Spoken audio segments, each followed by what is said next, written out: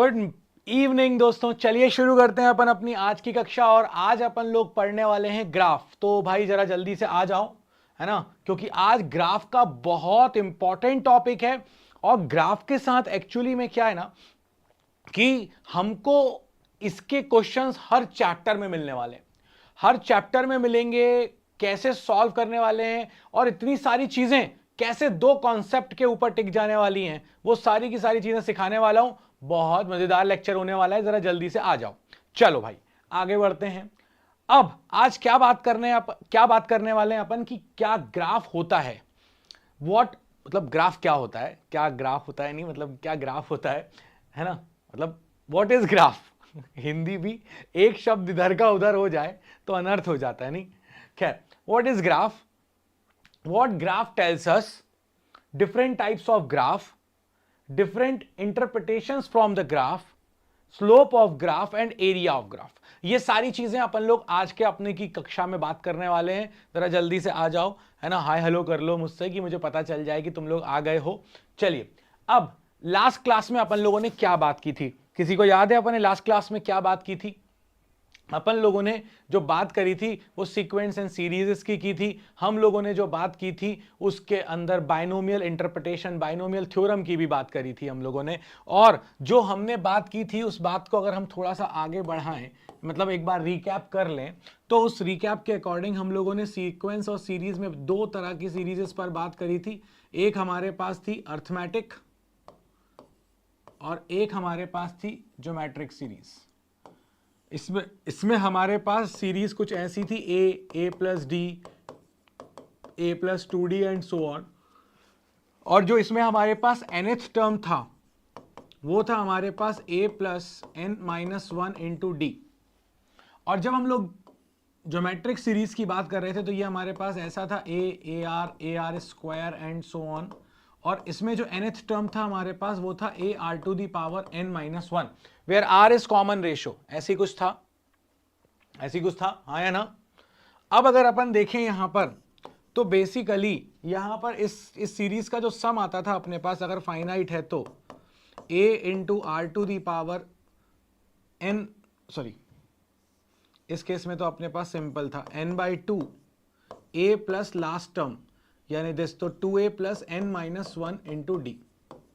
और अगर हम ज्योमेट्रिक में बात करें तो हमारे पास एन टर्म्स का जो सम था वो था हमारे पास a r to the power n minus one upon r minus one, where are is not equal to one and r is greater than one. अगर लेस देन वन होता तो वन आगे आ जाता, आर पीछे चला जाता।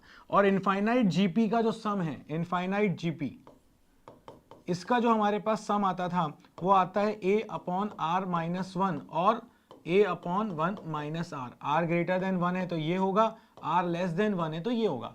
ये हमने लास्ट कक्षा में बात करी थी, ठीक है। इसके बाद बाइनोमियल की बातें करी थी और बाइनोमियल के केस में हम लोगों ने,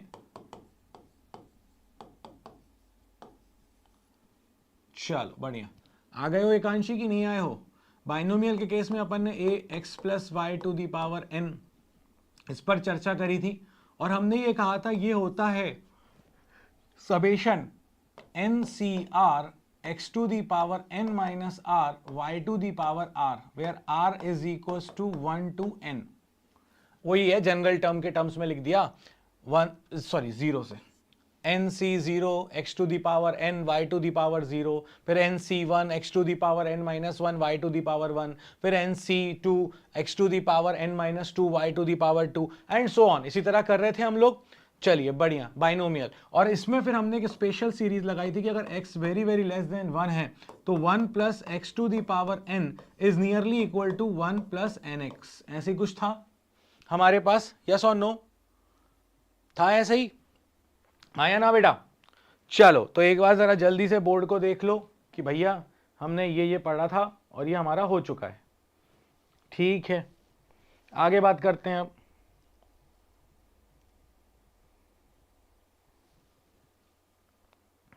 एक बार देख लो जरा जल्दी से,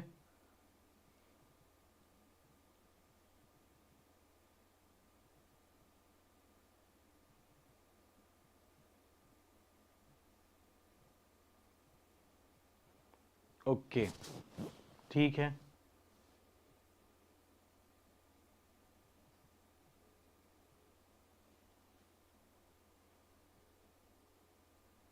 अब जो हमारे पास नेक्स्ट है, वो नेक्स्ट हमारे पास ग्राफ से रिलेटेड पूरी कहानी है।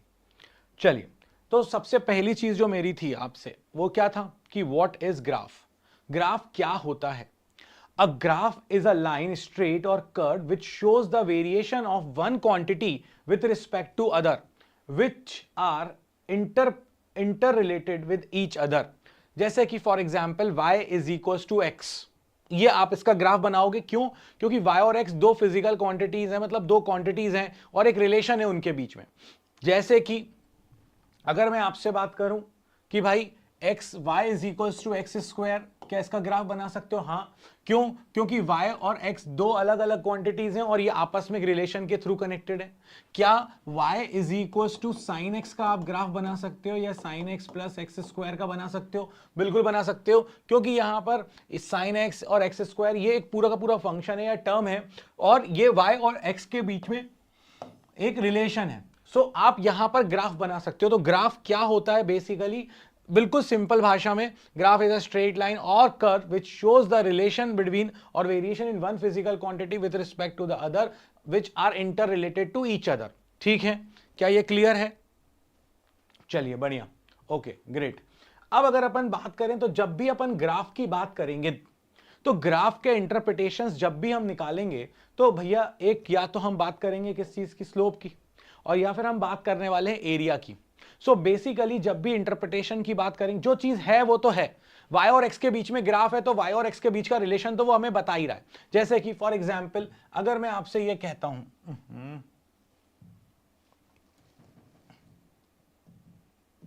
एक मिनट बच्चा, ये मैंने कहां से निकाल लाया? ओके चलो, अब अगर y और x के बीच में ग्राफ है, जैसे कि फॉर एग्जाम्पल, जैसे कि अगर मैं आपसे कहता हूं y is equal to x, ऐसा कोई ग्राफ है y और x के बीच का, तो इससे क्या इंटरप्रिटेशन निकल रही है? इससे ये निकल रहा है कि x की वैल्यू कुछ भी हो, y जो है वो कांस्टेंट है, मतलब कि y is independent of x। बाकी कुछ भी हो सकता है यहाँ कांस्टेंट, मगर x की पावर 0 x पे डिपेंड ही नहीं कर रहा। अगर मैं आपसे कहूं कि ये मेरे पास एक ग्राफ है तो आप ये कहोगे कि सर ये तो क्लियर दिख रहा है कि जैसे जैसे x बढ़ रहा है वैसे वैसे y भी बढ़ रहा है और लीनियरली बढ़ रहा है। या फिर अगर मैं आपसे कहूं कि ये मेरे पास y है और ये मेरे पास x है, तो आपको यहां पर एक इंटरप्रिटेशन मिल रही है कि जैसे जैसे x बढ़ रहा है उसके कंपैरिजन में देखो आप x की वैल्यू बढ़ी, x की वैल्यू उसी रेट से बढ़ रही है, मगर y की वैल्यू बढ़ने का जो रेट है वो ज्यादा होता चला जा रहा है। सो जो हमको y और x के बीच का जो ग्राफ है, हाय कांशी, लेट हो तुम, लेट आते हो यार क्लास में बच्चा। तो अपन को जो यहां पर रिलेशन बताता है ग्राफ, तो y और x के बीच का जो ग्राफ होता है, पहली चीज तो हमें यही बता देता है कि y और x किस तरह से आपस में रिलेट करेंगे, है ना, कि y और x कैसे रिलेट करते हैं। ये बता रहा है कि x की पावर 0 पर है, ये बता रहा है कि पावर 1 पर है, ये बता रहा है कि पावर 2 या ज्यादा भी हो सकता है। तो ये हमको पहली चीज तो ग्राफ जो है वो उन दो फिजिकल क्वांटिटी के बीच का रिलेशन बताती है। ठीक है, information and relation between physical quantities on y axis and x axis. इसके बाद दूसरी चीज क्या बताएगी हमको? स्लोप। और तीसरी चीज हमको क्या बताने वाला है? एरिया। ठीक, अब अगर अपन देखें स्लोप, स्लोप क्या होता है, इस पर हम लोग थोड़ी सी बात करी है बट आज अपन डिटेल में बात करेंगे। स्लोप क्या होता है अपने पास? तो स्लोप इज बेसिकली, स्लोप मतलब मैं आपको हमेशा अब जब याद कराने वाला हूं इसको, तो मैं आपसे कहूंगा स्लोप मतलब मेरे लिए डिवीजन। ये दिमाग में अच्छे से बैठा लो, स्लोप मींस डिवीजन, बस ऐसे याद रखो। अगर किसी ग्राफ से पता करना है कि क्या देने वाला है ये ग्राफ, तो अगर ये मेरे पास y एक्सिस पर है और ये x है, तो इस ग्राफ की स्लोप मुझे देने वाली है change in y upon change in x। तो slope is basically y2 minus y1 upon x2 minus x1, या फिर slope is equal to tan theta. क्यों? क्योंकि ये जो लाइन है, ये लाइन अगर आप गौर से देखो तो ये कोऑर्डिनेट आपके पास क्या आ रहा है? x1 कॉमा y1, ये आपके पास क्या है? x2 कॉमा y2, ये पॉइंट और ये पॉइंट। तो बेसिकली ये जो गैप है, ये गैप कितना हो गया? ये आपके पास है x1 ये आपके पास है x2, तो x1 x2 माइनस x1। और अगर आप ये देखो कि ये गैप कितना हो गया, तो ये आपके पास पूरा का पूरा y2 है और इतना y1 है, तो ये आपके पास हो गया y2 माइनस y1। तो अगर मैं इस ट्राइंगल को देखूं मेरे बच्चे, तो ये ट्राइंगल मुझे क्या बता रहा है, ये क्या है, परपेंडिकुलर y2 माइनस y1, और ये क्या है, base x2 minus x1। So basically tan theta is y2 minus y1 upon x2 minus x1। So that is basically your slope, that is your m। और ये जो एंगल है इसका tan theta अगर हम ले ले तो भी तो यही आएगा, परपेंडिकुलर अपॉन बेस। सो tan थीटा या ग्राफ की स्लोप क्या होती है, ग्राफ की स्लोप हमें बताती है change in y upon change in x, या फिर वो जो लाइन है, ये जो हमारे पास टेंजेंट है, ये line x positive x axis के साथ जो एंगल बना रही है उस एंगल का tan थीटा। तो स्लोप क्या होता है, स्लोप मतलब कि भैया y2 minus y1 upon x2 minus x1, change in y with respect to change in x, number 1। Number 2 formula y2 minus y1 upon x2 minus x1। Okay, ये बात भी समझ में आ गई। या फिर स्लोप मतलब उस पर्टिकुलर लाइन, जो लाइन बन रही है, अगर स्ट्रेट लाइन है तो, अगर कर्व होगा तो फिर अलग कहानी है, वो भी बताता हूं। तो अगर मैं आपसे यहां पर कहूं कि ये मेरे पास एक स्ट्रेट लाइन है, तो ये जो स्ट्रेट लाइन है ये पॉजिटिव एक्स एक्सिस के साथ जो एंगल बना रही है उसका tan थीटा भी मेरे पास स्लोप है। अभी मैं इस पर आऊंगा अच्छे से और प्रैक्टिस करवाऊंगा, don't not worry about it. ठीक है, क्लियर है ये बात? चलो अब देखो भाई आगे, अगर मैं इसी चीज में कह देता आपसे कि मेरा जो ग्राफ है वो ग्राफ तो यार भाई ऐसा है ही नहीं, मेरा ग्राफ तो थोड़ा सा कर्व है, मान लीजिए ये y है, ये x है, और मेरा ग्राफ थोड़ा सा ऐसा है। अब इस केस में मैं क्या बोलूंगा, स्लोप क्या है भाई, यहां पर मैं क्या बोलूं, स्लोप क्या है? तो मैंने कहा कि एक काम करते हैं भाई, यहां पर अगर आपको स्लोप चाहिए तो आप क्या करिए, उस पर्टिकुलर पॉइंट पर एक टेंजेंट ड्रॉ करिए, और ये पॉइंट पर स्लोप निकालनी थी तो इस पॉइंट पर एक टेंजेंट बनाया। ये टेंजेंट जो एंगल बना रहा है पॉजिटिव एक्स एक्सिस के साथ, उस एक्सिस, उसका tan थीटा आपके पास उस पॉइंट की स्लोप हो जाएगी। या फिर इसी चीज को अपन लोग बोलने लग जाते हैं dy बाई dx, क्योंकि ये वेरिएबल है, वेरिएबल है तो आप एक पॉइंट पर आ गए, पॉइंट पर आ गए तो इसीलिए आपको छोटा सा सेक्शन ही लेना पड़ा। और जब भी छोटा सा बिंदु सा इंस्टेंटेनियस की बात कर रहे होते, छोटे सेक्शन की बात कर रहे होते, तो वहां पर अपन के पास क्या आ जाता है, डिफरेंशिएशन। तो बेसिकली अब आपको यह समझ में आ गया कि आपके पास दो पॉइंट दिए हो तो आप स्लोप कैसे निकाल सकते हो, निकाल सकते हो। अगर आपको एंगल दिया जाए तो भी आप स्लोप निकाल सकते हो, बिल्कुल निकाल सकते हो। अगर मैं आपसे कहूं कि अगर आपके पास वेरिएबल है, कर्व है, तो आप उस पॉइंट पे टेंजेंट ड्रॉ करके उस एंगल का थीटा निकाल के tan थीटा से भी निकाल सकते हो या dy बाई dx से भी निकाल सकते हो। हाँ या ना, क्या ये बात समझ में आई? जल्दी बताओ मुझे, इज इट क्लियर, यस और नो टिल दिस पॉइंट? अभी तक हमने जो भी बातें करी हैं क्या वो क्लियर है, यस और no? Is it clear to everyone?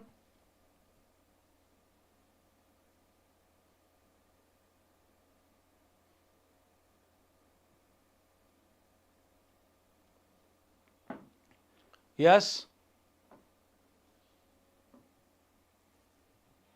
चलिए मान रहा हूं कि ये क्लियर है। अब मैं आपको इसी चीज को थोड़ा सा और इलॉबरेट करने की कोशिश करता हूं। ठीक है, देखो जरा, अगर मैं आपसे कहता, अभी मैं प्रैक्टिस तो और कराऊंगा ही, ये तो यहीं पे हाथ साफ कर रहे हैं अपन। ये y है, ये x है, मान लेते हैं ये एक स्ट्रेट लाइन। इसमें मैंने आपसे कहा कि इस पॉइंट के कोऑर्डिनेट है, यहां से ये 2 है और ये 4 है और ये आपके पास 8 है और ये 16 है। बताइए स्लोप क्या होगी? तो आपने कहा सर एक बात बताइए, क्या मुझे दो पॉइंट्स पता है? हाँ पता है, इस पॉइंट का कोऑर्डिनेट और इस पॉइंट का कोऑर्डिनेट, यानी कि ये वाला हो गया x और ये y, तो ये हो गया 2,4। और ये वाले पॉइंट के कोऑर्डिनेट क्या होगा, x कोऑर्डिनेट है 8 और y कोऑर्डिनेट है 16, तो 8,16। तो अब मैं अगर आपसे कहूं कि इसकी स्लोप क्या होगी, तो इसकी स्लोप क्या होगी, y2 माइनस y1, ये x1 है, ये y1 है, ये x2 है, ये y2 है। सो y2 minus y1 16 minus 4 upon x2 minus x1 8 minus 2 यानी कि 12/6 यानी कि 2, यहां पर स्लोप है। सो बेसिकली आपके पास स्लोप निकल कर आ गई कि भैया यहां पर जो स्लोप आ रही है ये 12 है, ये 6 है, 12/6 कर दिया और मेरे पास स्लोप आ गई। एक तरीका, अगर मैं आपसे कहता कि ये मेरे पास एक ग्राफ है और ये पॉजिटिव एक्स एक्सिस के साथ 60 डिग्री बना रहा है, ये y है ये x है। आप इसको आगे बढ़ाओगे तो भी वही बात है। अब मैं आपसे कहता हूं इस ग्राफ की स्लोप क्या होगी, तो आप क्या कहोगे मुझसे, सर स्लोप निकालना है तो आपने बोला स्लोप मतलब डिवीजन होता है, और इस पॉइंट पर मेरे पास अगर एंगल थीटा है 60 डिग्री है तो टेन थीटा, क्योंकि मुझे अब दो पॉइंट्स की जरूरत नहीं है, मुझे अगर एंगल पता है तो बेस्ट फॉर्मूला है टेन थीटा। तो मुझे जब यहां एंगल नहीं पता था तो मैं टेन थीटा नहीं लगा रहा था, y2 minus y1 upon x2 minus x1 कर रहा था। यहां मुझे एंगल पता चल गया तो मैंने फिर बात क्या करी कि भैया टेन थीटा अपने पास ये होता है, तो ये अपने पास स्लोप निकल कर आ गई क्या निकल के, ठीक है कांची, आया ना बोला करो बच्चे। चलिए इसके बाद अब ये चीज अपन को क्लियर हो गई कि मैंने जब स्लोप की बात करी तो किस तरह से मैंने स्लोप निकाला है। अब अगर अपन एक स्टेप और आगे चलें तो अब अपने पास जो अगला जो अपने पास आता है, इसको क्या हो गया, अब अपने पास आता है स्लोप। तो ये मैंने आपको कर्व सरफेस बताई दिया, कर्व सरफेस के केस में हम लोग delta y by delta x पर क्यों नहीं जा रहे हैं, ये चीज मैंने आपको सिखा दी। और मैंने आपको बता दिया कि कर्व के केस में अपन क्या करते हैं, d y by d x, ठीक, ये चीज भी नोट हो गई। हाँ तू बताया तो कर, मुझे पता कैसे चलेगा मुझे कि तुझे आ रहा है। चलो अब अगर अपन बात करें तो मैंने आपसे कहा था एक चीज और अपन निकालते हैं ग्राफ से, और वो होता है एरिया। और एरिया को मैं क्या याद रखूंगा जल्दी से, पहले तो मुझे ये टाइप करके बताओ, स्लोप को मैंने क्या रखा याद, स्लोप मतलब डिवीजन, स्लोप मतलब डिवीजन, स्लोप मतलब डिवीजन, बोलो मेरे साथ, स्लोप मतलब division, delta y by delta x, change in y upon change in x, change in y upon change in x, slope मतलब डिवीजन, स्लोप मतलब डिवीजन, स्लोप मतलब division. Area मतलब product, अगर मुझे किसी का एरिया निकालना है ग्राफ का तो एरिया मेरे लिए क्या हो जाएगा, प्रोडक्ट, ये y एक्सिस है ये x एक्सिस है। तो अगर मुझे इस ग्राफ का एरिया निकालना है तो मुझे इसका ग्राफ का एरिया क्या देगा, y इंटू एक्स। अब जो भी बन जाए, अब वो जो भी बन जाए, अगर मैं आपको एग्जाम्पल दूं यहां पर, तो मेरे पास एग्जाम्पल जैसे ये है, देखो गौर से, ये मैंने आपसे कहा कि ये मेरे पास मान लेते हैं कि यहां पर मास है और यहां पर एक्सेलरेशन है, जस्ट एन एग्जाम्पल, और जो भी इसका ग्राफ आता। अब मैं आपसे बोलता इस ग्राफ का एरिया क्या देगा, तो आप बोलते सर इस ग्राफ का एरिया देगा प्रोडक्ट, y एक्सिस पर है मास, x एक्सिस पर है एक्सेलरेशन, मतलब इसका एरिया देगा मास इंटू एक्सेलरेशन। अगर मैं आपसे बोलता कि भैया एक और एग्जांपल ले लेता हूं यहां पर, कि यहां पर अगर मेरे पास एक ग्राफ है और यहां पर फोर्स है, यहां पर डिस्प्लेसमेंट है, तो बताइए इस ग्राफ का एरिया क्या देगा। तो आपने क्या सीखा, एरिया मतलब प्रोडक्ट। हमारे मास्टर ने एक ही चीज सिखाई है कि मैं बड़े आसानी के साथ एरिया मतलब प्रोडक्ट कर सकती हूं, तो यहां पर मेरे लिए हो जाएगा force into displacement, that will be the answer. Getting my point. तो यहां पर आंसर आ जाएगा, इसका जो एरिया आने वाला है वो आने वाला है force into displacement, which is actually आगे जाके हम सीखेंगे वर्क डन होता है। तो स्लोप मतलब हमारे पास क्या था, स्लोप मतलब डिवीजन था, एरिया मतलब प्रोडक्ट, इससे हम याद रख ले जाएंगे। अब यहां पर जब अपन को एरिया निकालना है तो एरिया निकालने के लिए कुछ स्टैंडर्ड एरियाज हमें पता होने चाहिए। ये हमें मोशन इन 1D हो, चाहे हमारे पास लॉज ऑफ मोशन हो, चाहे हमारे पास वर्क पावर एनर्जी हो, चाहे हम ग्रेविटेशन की बातें करें, आगे जाके SHM की बातें करें, वेव्स की बातें करें, 12th क्लास में इलेक्ट्रोस्टैटिक्स, ऑप्टिक्स, कहीं पर भी जाओ, ग्राफ पीछा छोड़ने वाला नहीं है। और ये आज की जो कक्षा है ग्राफ की, इसके बाद तुम्हें कहीं पर भी ग्राफ बनाने में कोई दिक्कत आने वाली नहीं है। तो अगर अपन यहां पर समझें और देखें तो देखो भाई, स्क्वायर अपने पास अगर साइड लेंथ x है तो ये अपने पास x स्क्वायर होता है। ट्राइंगल की बात करें तो ये अपने पास क्या होता है, हाफ बेस इंटू हाइट। अगर अपन लोग सर्कल की बात करें तो पाई आर स्क्वायर। रेक्टेंगल की बात करें तो b इंटू एच। अगर इलिप्स की बात करें, एक्लिप्स की बात करें, सॉरी इलिप्स सही है, माय बैड, इलिप्स की बात करें तो पाई ए बी। ए क्या होता है यहां पर मेजर एक्सिस, और बी क्या है, ए क्या है अपने पास major axis, semi major axis, आधा ओवल शेप है ना, और बी क्या है हमारे पास, सेमी माइनर एक्सिस।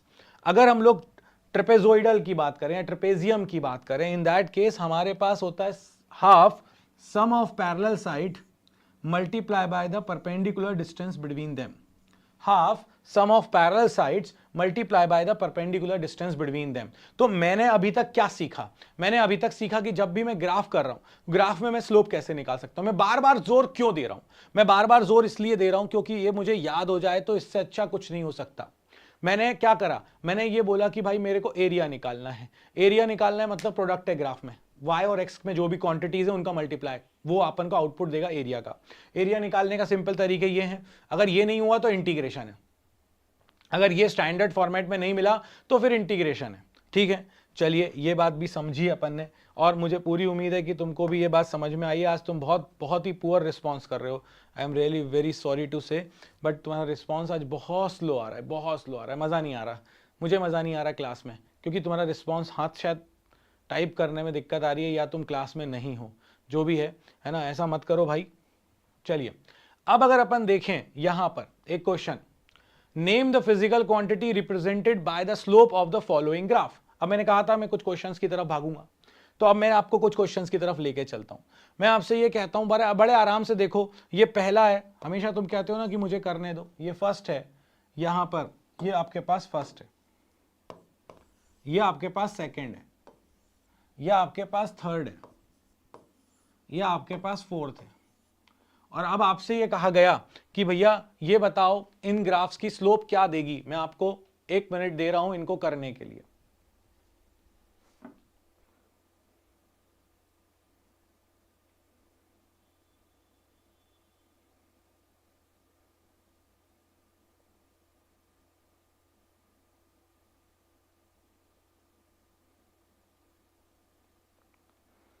ओके,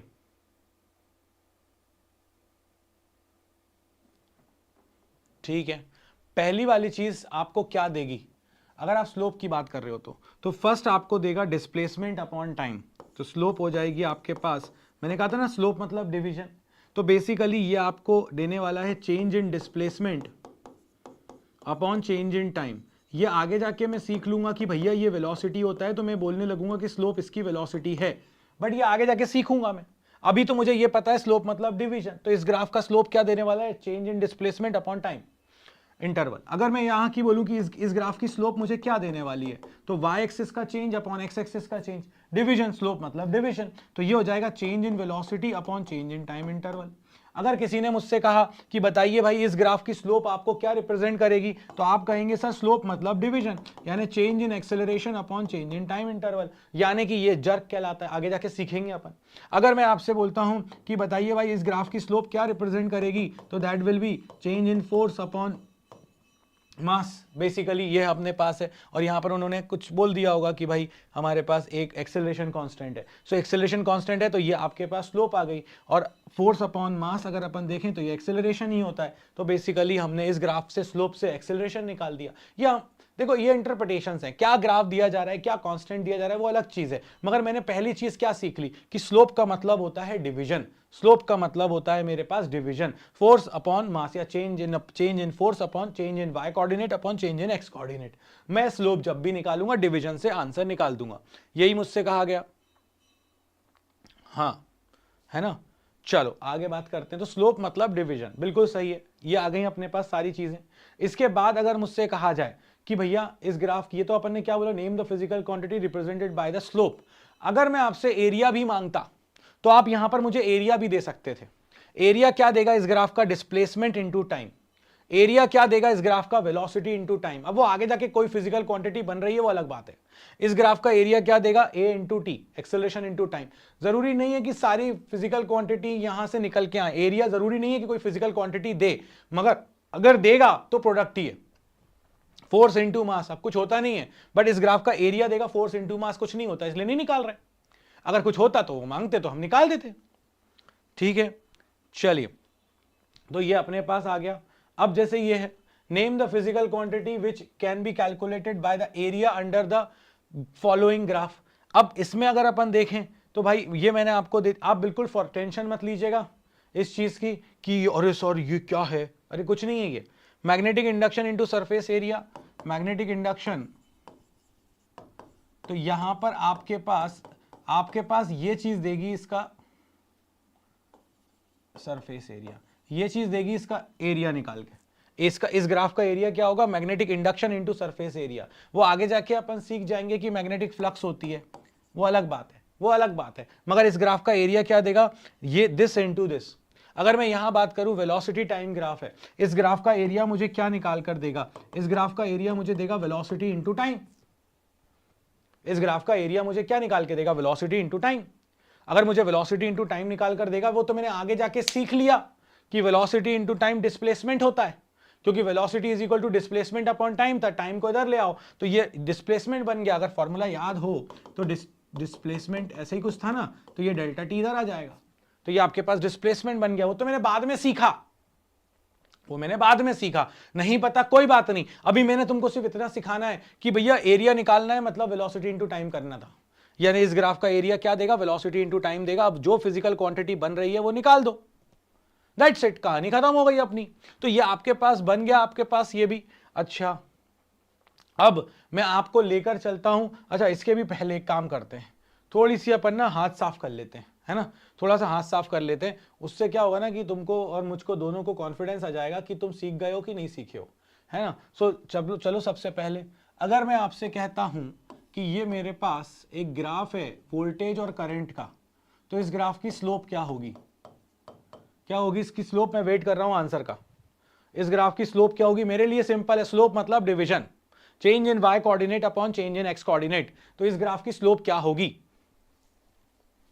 बताइए। वेट कर रहा हूं चैट में तुम लोगों के आंसर्स का।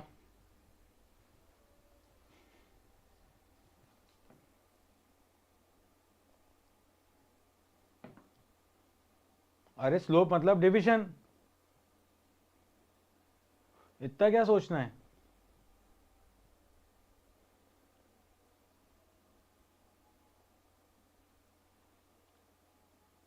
स्लोप मतलब डिवीजन, इतना कुछ सोचने की जरूरत ही नहीं है।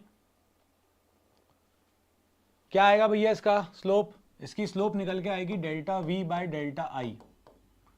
मैंने कहा था ना change in y upon change in x. और आगे जाके ये हम लोग सीख लेंगे, और हमने 10th क्लास में सीखा था ना ओम्स लॉ के according v by i is equal to r. तो हम आगे जाके सीख लेंगे कि ये चीज कहलाती है रेजिस्टेंस। हो गया काम खत्म, पैसा हजम। नहीं कि हाँ आया समझ में कि नहीं आया ऐसा। अब अगर मैं आपसे ये कहता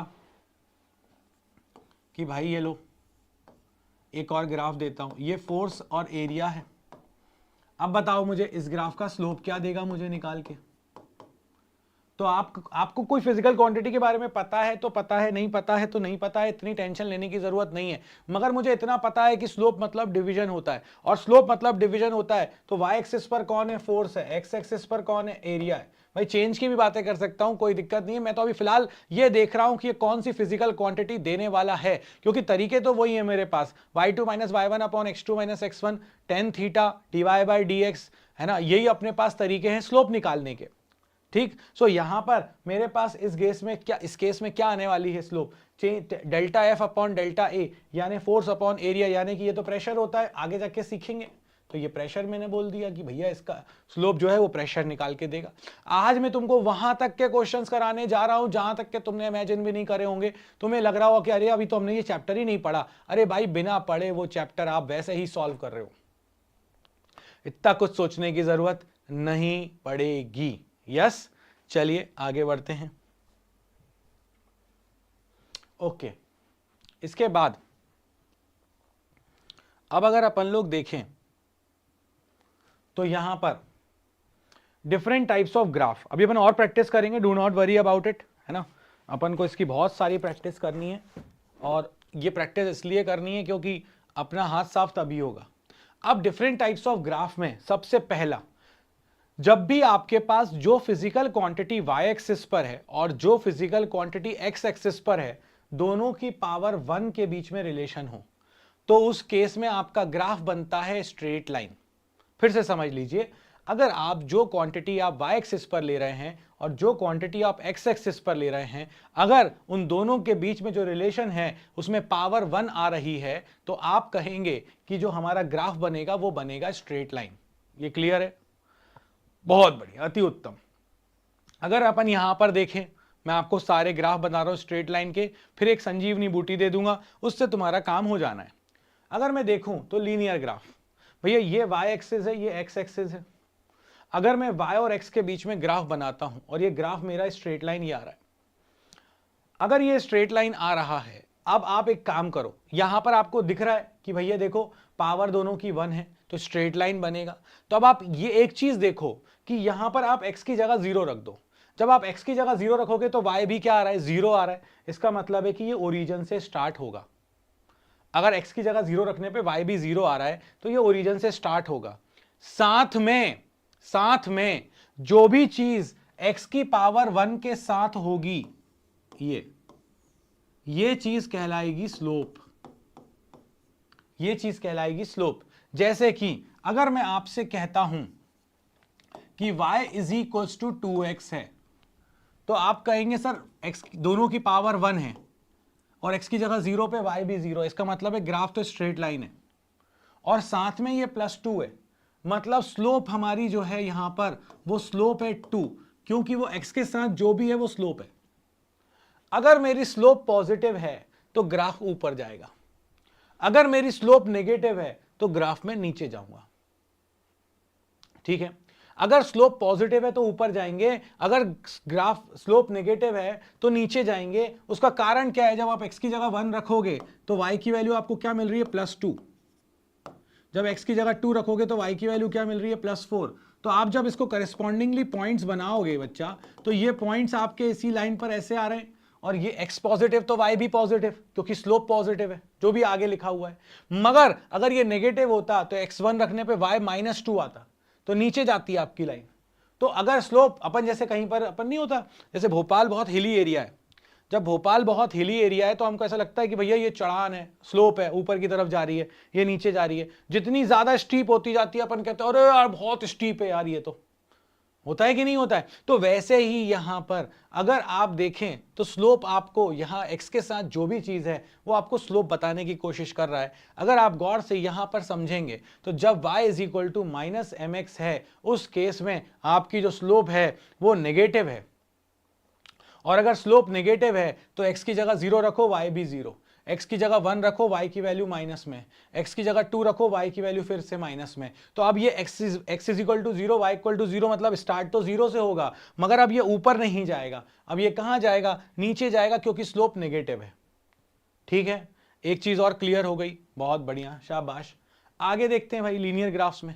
अगर मेरे पास है y is equal to mx plus c, अब यहां पर क्या है, जो y एक्सिस पर है और जो x एक्सिस पर है, दोनों की पावर 1 है। ये बात तो समझ में आ गई। अगर दोनों की पावर 1 है तो ग्राफ तो स्ट्रेट लाइन बनेगा, बिल्कुल सही बात है। और x के साथ जो स्लोप है वो स्लोप पॉजिटिव है, ये बात भी समझ में आ गई, बहुत बढ़िया, अच्छी चीज बताई है सर आपने। ये भी पॉजिटिव है, मतलब ग्राफ तो ऊपर ही जाने वाला है। अब अगर आप x की जगह 0 रखो तो y आपके पास क्या बचेगा, c, प्लस का कि माइनस का, प्लस का। तो अब इस चीज को समझ लो अच्छे से, ये जो साथ में लिखा होता है ये कहलाती है स्लोप, और ये जो कांस्टेंट साथ में होता है ये चीज कांस्टेंट होती है, इसे हम कहते हैं इंटरसेप्ट।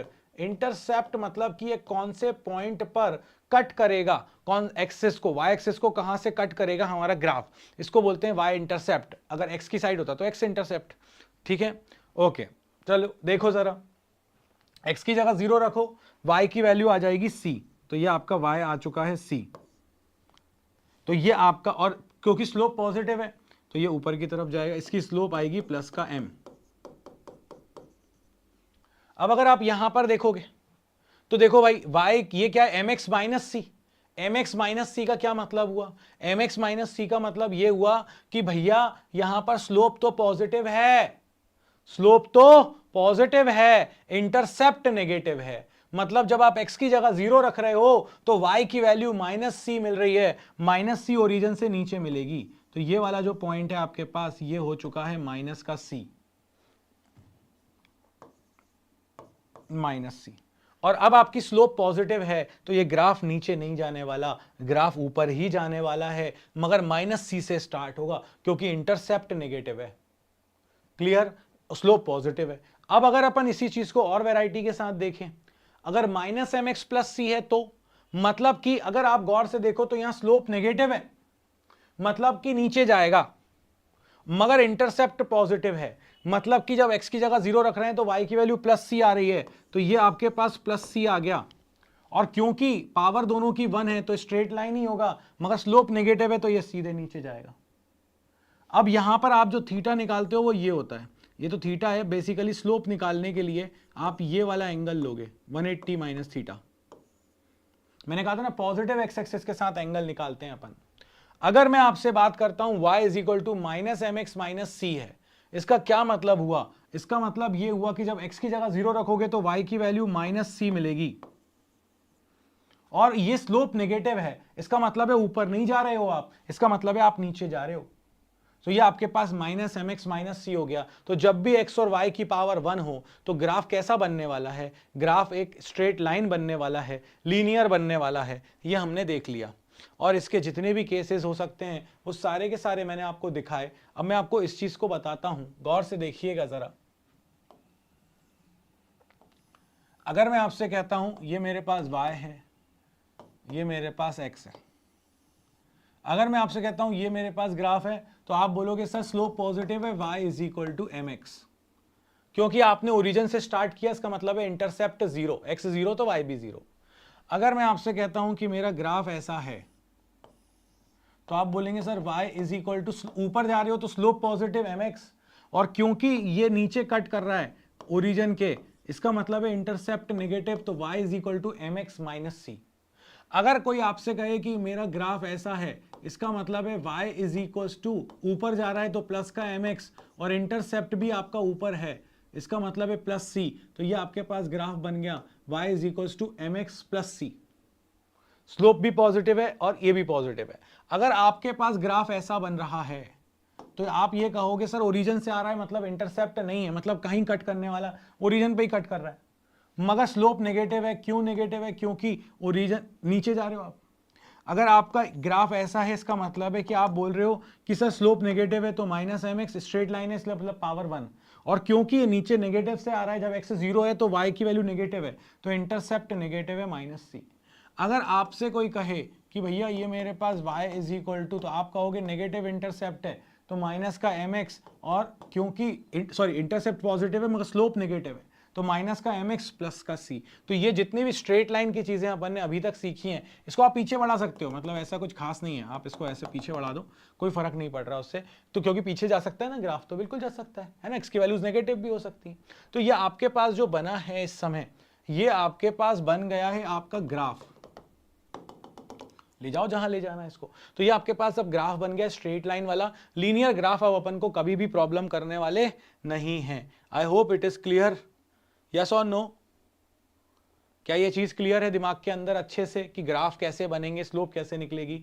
ओके चलिए, इसके बाद अब अगर अपन देखें तो अपने पास नेक्स्ट आता है रेक्टेंगुलर हाइपरबोला। अब ये रेक्टेंगुलर हाइपरबोला क्या होता है?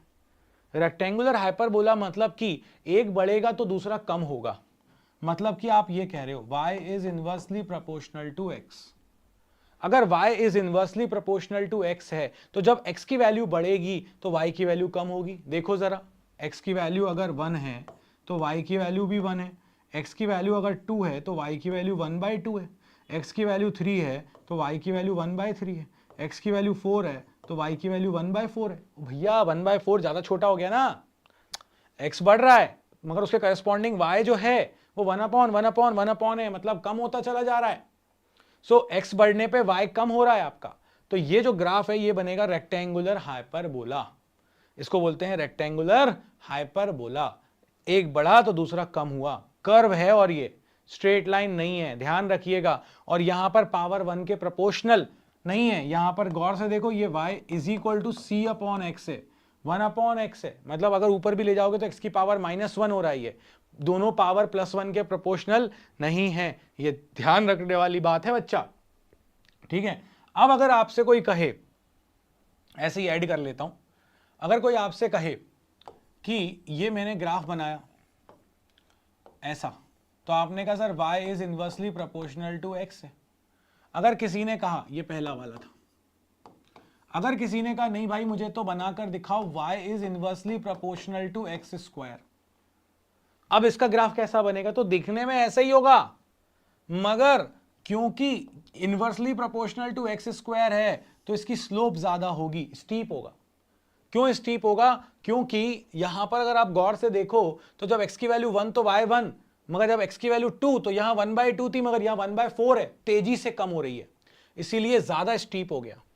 यानी अगर कोई मुझसे यह कहता कि y is inversely proportional to x cube, उस केस में ग्राफ कैसा बनेगा? उस केस में मेरा ग्राफ बनेगा कुछ ऐसा, और स्टीप हो जाएगा, क्योंकि x की वैल्यू 2 रखने पे अब 1/8 आ रहा है और तेजी से कम हो रहा है।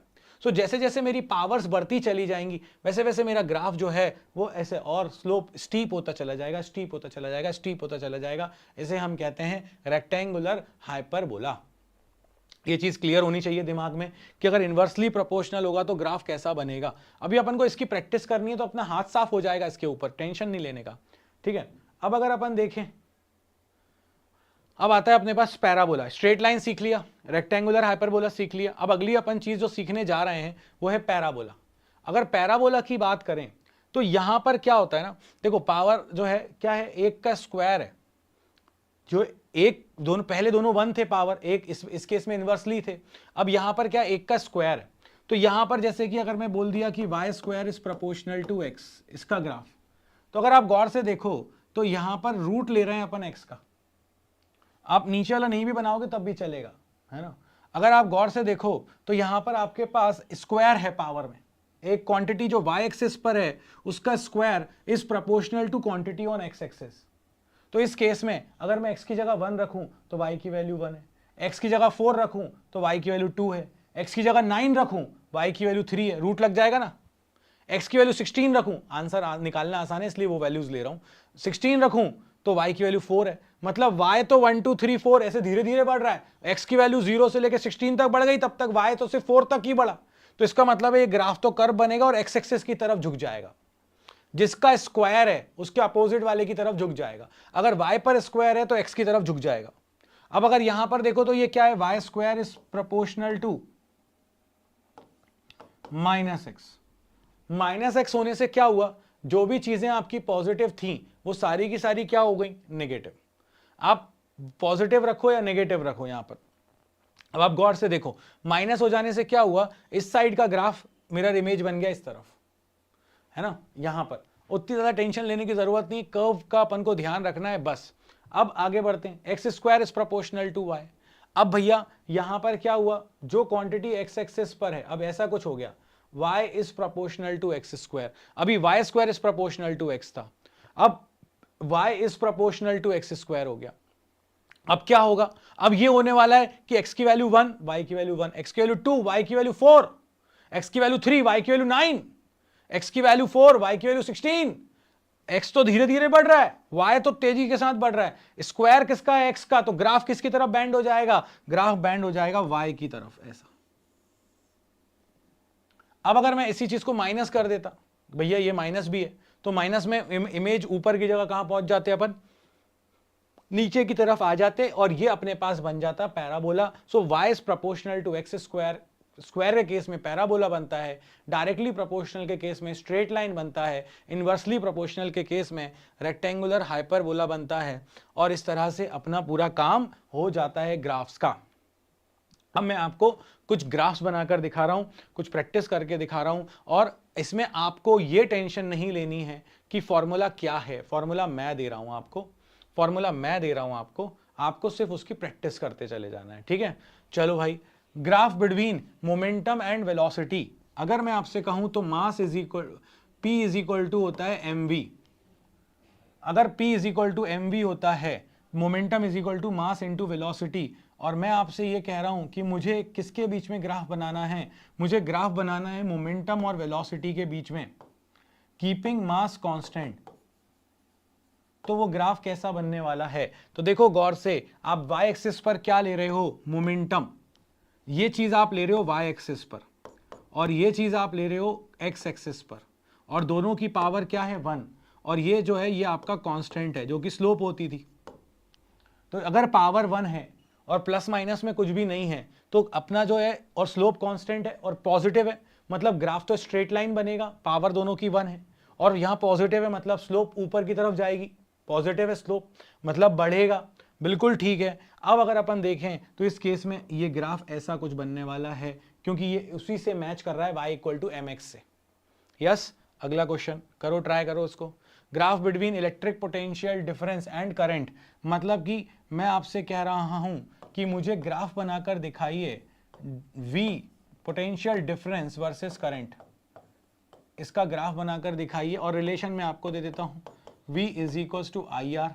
अब मुझे बताइए इसका ग्राफ कैसा बनेगा v और i के बीच का। आई एम वेटिंग, बताइए मुझे v और i के बीच का ग्राफ कैसा बनेगा।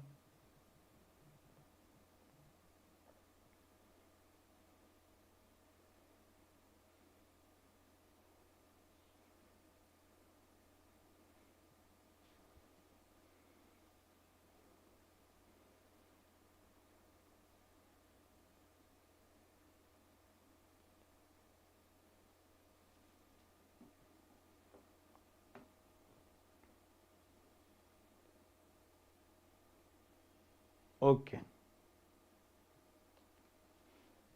अब अगर अपन यहां पर देखें बेटे, तो v equal to i r के केस में ये चीज आपकी कौन से एक्सिस पर है, y एक्सिस पर है।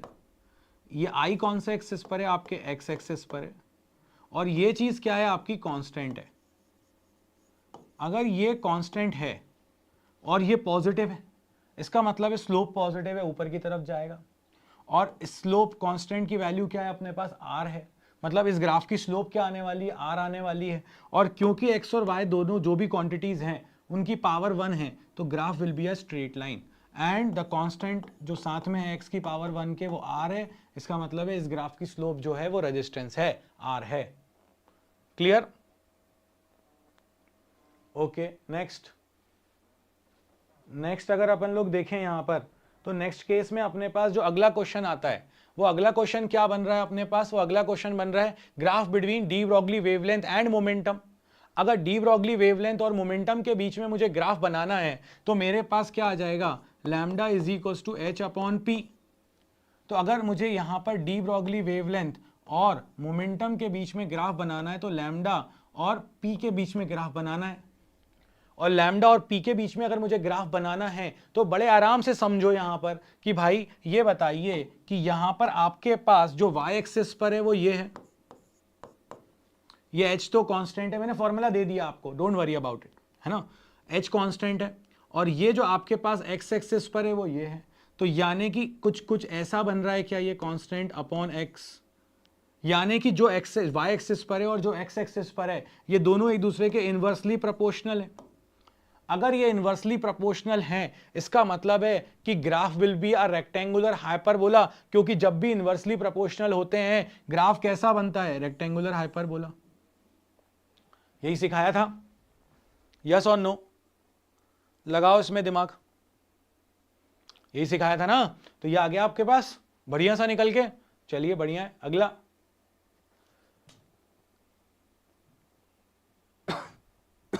Graph between Coulomb force and 1 upon r square, यानी कि मैं आपको फॉर्मूला देता हूं, F इज इक्वल टू के Q1 Q2 upon r square, ये होता है फॉर्मूला, ठीक है। अब मैं आपसे ये कह रहा हूं कि मुझे ग्राफ बनाकर दिखाइए, बिल्कुल आराम से समझिएगा ये चीज, ग्राफ बनाकर दिखाइए force versus 1 upon r square के बीच में, इसके बीच में मुझे ग्राफ बनाकर दिखाइए, कैसा बनेगा, लगाओ दिमाग जरा, क्या बनने वाला है, स्ट्रेट लाइन बनने वाला है कि कर्व बनने वाला है, रेक्टेंगुलर हाइपरबोला बनेगा कि क्या बनेगा, लगाओ दिमाग, गो अहेड।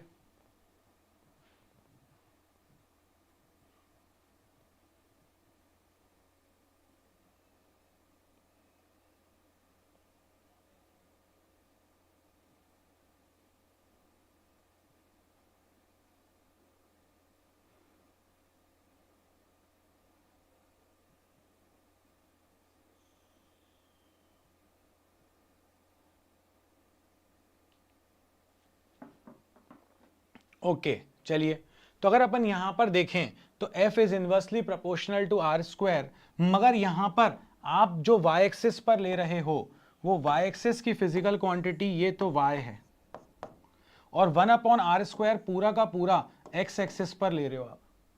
और ये पूरी की पूरी चीज जो है ये कांस्टेंट है।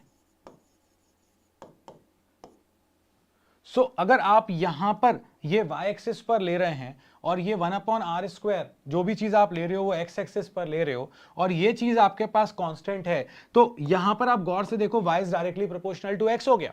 अब आप कहोगे y is directly proportional to x कैसे हो गया सर?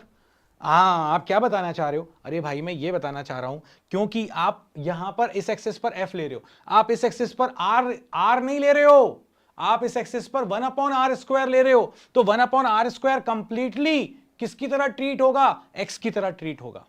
तो इसका मतलब है y is proportional to x हो गया। और अगर आप देखो यहां पर यह चीज कांस्टेंट है तो इसका मतलब है कि ग्राफ विल बी व्हाट?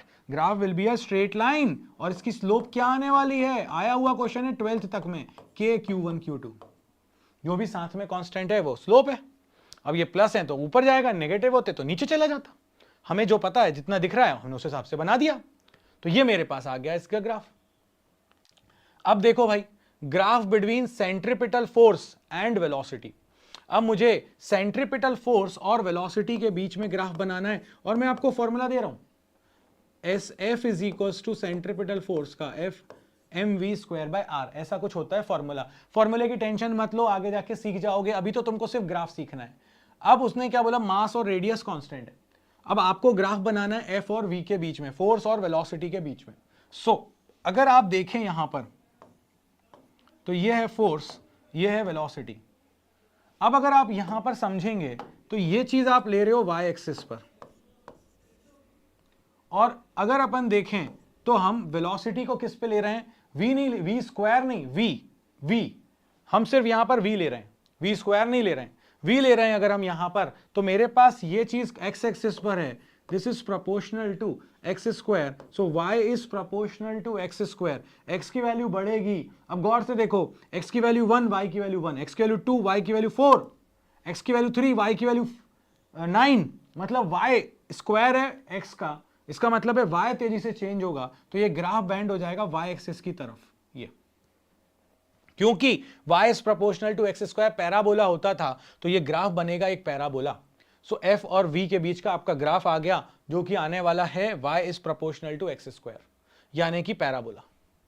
ठीक है, ओके, अगला देखिए। अब यहां पर अपन अगली स्टेप पर आ गए हैं। अगली स्टेप पर कैसे आ गए हैं? अगली स्टेप पर ऐसे आ गए हैं कि अब आपको इंटरप्रिटेशन करनी है। अब आपको इंटरप्रिटेशन करनी है। Interpret the following. आप वेलोसिटी टाइम ग्राफ के बीच में आप ग्राफ बना रहे हो और अब आपको इसमें इंटरप्रिटेशन देनी है कि भैया आप इससे क्या सीखे। तो अब यहां से दो चीजें हैं, अभी सिखाया था, एक तो वेलोसिटी और टाइम, मतलब टाइम के साथ लीनियरली वेलोसिटी चेंज हो रही है, इंक्रीज हो रही है, यानी आप कह सकते हो velocity is proportional to time की पावर 1, ये तो आप कह सकते हो। ठीक, एक चीज, एक इंटरप्रिटेशन। दूसरी इंटरप्रिटेशन यहां से क्या निकलेगी? इसकी स्लोप। तो भैया इसकी स्लोप क्या होगी आपके पास? इसकी स्लोप होगी, ग्राफ की स्लोप मतलब डिवीजन, यानी delta v by delta t, यानी कि ये मेरे पास क्या आ जाएगा? Delta v by delta t. और change in velocity upon time interval क्या होता है? ये होता है एक्सेलरेशन। अगर अपन बात करें इस ग्राफ से तीसरी चीज क्या निकल सकती है, तो हमने सीखा था कि हमें भैया तीसरी चीज जो यहां से निकलेगी वो आएगा एरिया। एरिया क्या होगा हमारे पास? y इंटू एक्स, यानी कि वेलोसिटी इंटू टाइम। अब अगर आपको ये याद है कि वेलोसिटी इंटू टाइम अपने पास डिस्प्लेसमेंट होता है तो ठीक है, नहीं है याद तो कोई बात नहीं, ये तीन चीजें यहां से निकलेंगी। आगे जाके जब अपन पढ़ेंगे तो ये याद हो जाएंगी अपन को कि वेलोसिटी इंटू टाइम अपने पास एरिया है, तो ये डिस्प्लेसमेंट निकाल के देगा, दैट्स इट, अपने पास आंसर आ जाएगा निकल के। यस और नो? आया बच्चे?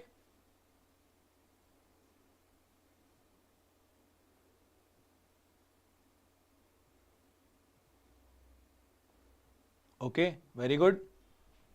ठीक है, सो ये तीन चीजें अपनी इससे निकलकर आई। इसके बाद अब मुझसे क्या कहा गया? अब मुझसे ये कहा गया कि एक और लेवल ऊपर करिए इस क्वेश्चन को। तो मैंने कहा ठीक है, एक और लेवल ऊपर कर देता हूं। ये वेलोसिटी है, ये टाइम है, और अब की बार दो ग्राफ दे दिए आपको, और अब आपसे ये कहा गया कि कंपेयर करो, इंटरप्रिटेशन करो इसका। तो मैंने कहा ठीक है भाई, अगर मैं यहां पर ए वाले को देखूं और बी वाले को देखूं, तो इस केस में स्लोप मतलब टेन थीटा।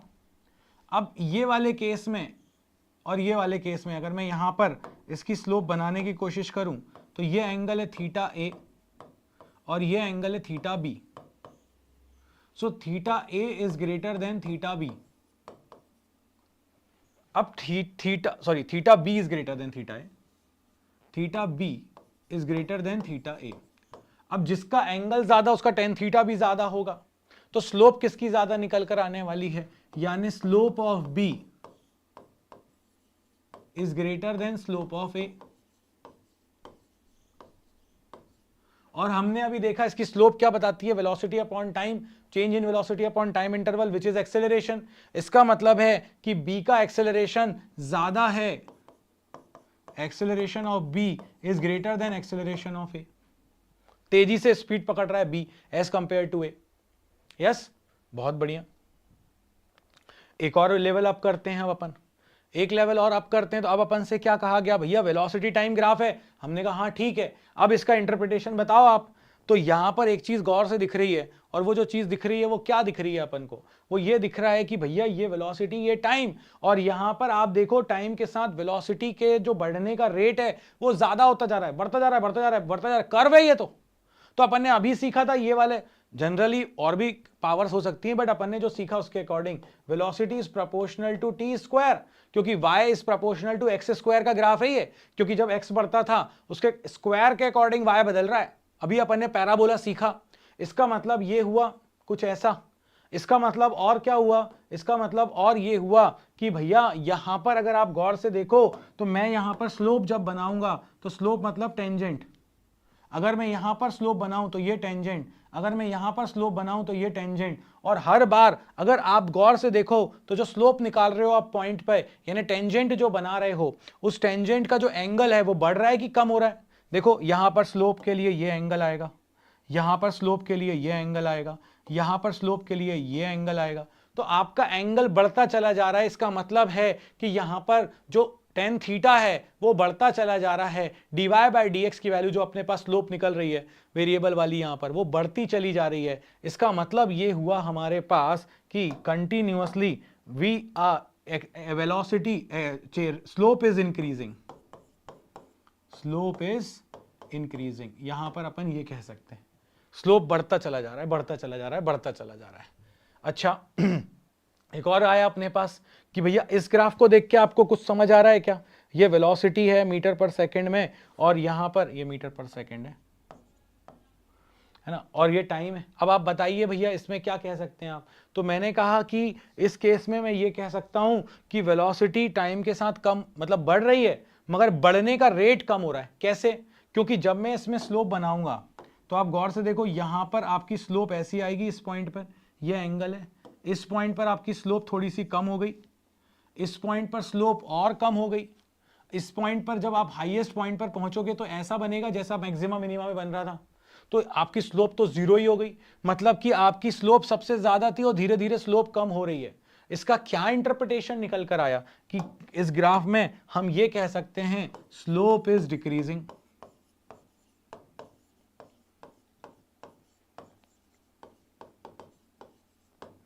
इस ग्राफ में हम ये कह सकते हैं the slope is continuously decreasing, हमारी स्लोप कम होती चली जा रही है, क्योंकि टेंजेंट का जो एंगल आएगा वो कम होता जा रहा है। अगर मैं बनाकर दिखाऊं तो यहां पर ये आएगा, ये ऐसा हो गया एक पॉइंट पर, फिर आगे आप बढ़ाओगे तो ये वाले पॉइंट पर कुछ ऐसा हो जाएगा। तो ये जो एंगल था आप गौर से देखो थीटा 2 की वैल्यू कम है, ये एंगल और कम होता चला जाएगा। ठीक है, ओके। अब कुछ क्वेश्चंस, जैसे कि मेरे पास एक क्वेश्चन और है, और वो क्वेश्चन क्या है, वो क्वेश्चन ये है, जैसे कि मैं आपसे कहता हूं कि मुझे log lambda is equals to log h minus log p, एक इक्वेशन दे रखी है मैंने आपको, और मैंने अब आपसे ये कहा कि मुझे तो ग्राफ बनाकर दिखाइए। आपने कहा किसके बीच में ग्राफ चाहिए सर, मैंने कहा मुझे ग्राफ बनाकर दिखाइए log lambda versus log p के बीच में कैसा ग्राफ आएगा, क्या स्लोप रहने वाली है, क्या इंटरसेप्ट रहने वाला है, मुझे सारी चीजें निकाल कर बताइए। तो मैंने कहा ठीक है भाई, आपने मांगा मुझसे, मैं निकाल के दे देता हूं। तो हमने कहा हाँ ठीक है, लॉग के साथ बनाना है ना। अब अगर अपन देखें तो ये जो है लॉग लैम्डा, ये कौन से एक्सिस पर है, ये चीज आपकी है वाई एक्सिस पर, और ये लॉग पी कौन सा एक्सिस पर है, ये एक्स एक्सिस पर है, ये चीज कांस्टेंट थी। तो अगर मैं यहां पर इक्वेशन बनाऊं, इसकी इक्वेशन को कंपेयर करूं, तो यहां पर log lambda is equals to minus का लॉग पी आगे लिख दिया प्लस लॉग एच, ऐसा कुछ। ये चीज मेरी है वाई एक्सिस पर, तो ये पूरी चीज बन गई वाई। ये चीज है मेरी एक्स एक्सिस पर, तो ये बन गया एक्स, आगे क्या है माइनस, प्लस ये चीज क्या है मेरी कांस्टेंट। अब जब आप x की जगह 0 रख रहे हो तो y भी क्या हो जाएगा 0, y की वैल्यू प्लस सी आ जाएगी, यानी कि आपके पास इंटरसेप्ट प्लस सी है, क्योंकि अपन लोगों ने ये सीखा है minus m x plus c m x plus c, so ये आ जाएगा माइनस का एक्स प्लस सी यहां पर। अब अगर आप देखो y is equal to minus m x plus c की अगर अपन बात करें बच्चे, तो यहां पर दोनों की पावर 1 है, ये चीज भी 1 है, इसकी पावर, ये पूरा का पूरा पावर 1 है इसकी, और इसकी पावर भी 1 है अपने पास। माइनस का मतलब है स्लोप नेगेटिव होगी, इंटरसेप्ट पॉजिटिव है, मतलब कि लॉग एच हो गया इंटरसेप्ट, और ये स्लोप नेगेटिव है, नीचे जाएगा। So the graph will go down, नीचे नीचे जाएगा। क्लियर है क्या, क्लियर है क्या? और प्रैक्टिस कराऊं, और कुछ क्वेश्चंस पे हाथ हल्के कराऊं? चलो कराता हूं। अगर मैं आपसे ये कहता, ओके ओके ओके, अगर मैं आपसे कहता कि v इज इक्वल्स टू के क्यू बाय आर, ऐसा कुछ कुछ है। अब मैं आपसे ये कहता हूं कि ड्रॉ अ ग्राफ बिटवीन, आराम से सोच के बनाइएगा, v और r के बीच में ग्राफ बनाइए, और एक ग्राफ मुझे बनाकर दिखाइए v और 1/r के बीच में। आराम से सोचिए, 1 मिनट दे रहा हूं आपको, आराम से सोचिए और सोचकर मुझे ये ग्राफ बताइए कि ये ग्राफ कैसा बनने वाला है, how this graph will look like. क्योंकि मैंने आपको रिलेशन दे दिया, आप v q k, इसमें कंफ्यूज मत हो, आप तो ये देखो कि कौन सी चीज y एक्सिस पर है, कौन सी चीज x एक्सिस पर है, और उसके अकॉर्डिंग बना दो जरा जल्दी से ग्राफ, क्विकली डू इट।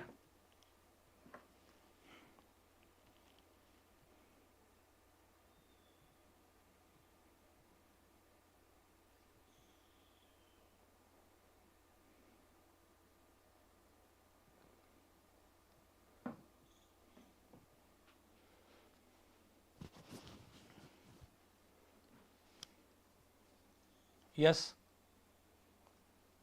अब अगर अपन देखें तो ये इन्वर्सली प्रोपोर्शनल है, यहां पर ये y एक्सिस है, ये चीज कांस्टेंट है, और ये x है, तो y is inversely proportional to x है। अगर y is inversely proportional to x है y is inversely proportional to, क्योंकि x एक्सिस पर r ले रखा है, तो r को x से रिप्लेस कर दिया, ये चीज कांस्टेंट है और ये y, तो इसका मतलब है ये इन्वर्सली प्रोपोर्शनल है। इन्वर्सली प्रोपोर्शनल है तो graph will be a rectangular hyperbola, ऐसा बनेगा, दैट्स इट। अगर मैं आपसे कहता कि भैया मुझे तो 1/r के साथ ग्राफ चाहिए, तो उस इक्वेशन को यहां पर लिखते हैं अपन, देखो भाई, v इज इक्वल्स टू के क्यू इंटू 1/r। अब आप गौर से देखो, ये चीज है आपके y एक्सिस पर, ये चीज है आपकी कांस्टेंट, और 1/r जो है आपका, ये कौन सा एक्सिस पर है, x एक्सिस पर है। सो y की पावर 1 और ये x की पावर 1 है, दोनों की पावर 1 है और दोनों डायरेक्टली प्रोपोर्शनल है, graph will be a straight line, graph will be a straight line. v और 1/r दोनों डायरेक्टली प्रोपोर्शनल है, सो ये आपका जो ग्राफ बनने वाला है, ये ग्राफ बनने वाला है स्ट्रेट लाइन। सो यहां पर जो ध्यान देने वाली बात है कि इन्वर्सली प्रोपोर्शनल है तो क्या होगा, डायरेक्टली प्रोपोर्शनल है तो क्या होगा, और ये अगर आपको सिर्फ 3 चीजें पता हैं कि जब भी आपके पास y is proportional to x होगा तो graph will be a straight line. अगर कोई आपसे कहे कि y is inversely proportional to x है, तो आप बोलेंगे रेक्टेंगुलर हाइपरबोला बनेगा सर। अगर कोई आपसे बोले y is directly proportional to x square है, तो आप बोलेंगे पैराबोला बनेगा सर। इसके अलावा भी वेराइटीज हो सकती हैं, मैंने उसको मना नहीं किया, मगर हमारा तो 99% काम इसी से हो रहा है, तो हम अपना 99% चीजें कंप्लीट करके बैठ गए हैं। अगर आपने जो भी मैंने आज आपको पढ़ाया है, अगर उस चीज को अच्छे से दिमाग में रख लिया, कोई डाउट आए तो प्लीज अगली क्लास तक मुझसे पूछिएगा, आप तक डीपीपी भी पहुंच जाएगी। और उसमें बहुत ध्यान से एरिया निकालिएगा, मैंने बहुत सारे हिंट आपको कर दिए हैं ऑलरेडी, है ना, तो वो जरूर बताइएगा मुझे। अब मैं आपको लेकर चलता हूं एक और जर्नी की तरफ। ये है वो क्वेश्चन, ब्रेन स्टॉर्मिंग क्वेश्चन, और ये क्वेश्चन का आंसर आप ही को निकालना है और इसका ग्राफ बनाना है, ठीक है। क्वेश्चन क्या बोल रहा है? A drunkard walking in a narrow lane takes 5 steps forward and 3 steps backward, followed again by 5 steps forward and 3 steps backward, and so on. Each step is 1 metre long and requires 1 second. ठीक है, मतलब कि एक पिए हुए हैं भाई साहब, वो 5 स्टेप्स आगे जाते हैं और 3 स्टेप्स पीछे आते हैं, फिर 5 स्टेप्स आगे जाते हैं और 3 स्टेप्स पीछे आते हैं। इस तरह का काम चल रहा है, backwards, so on. Each step is 1 metre long and requires 1 second. Plot the x t, मतलब पोजीशन टाइम ग्राफ बनाना है।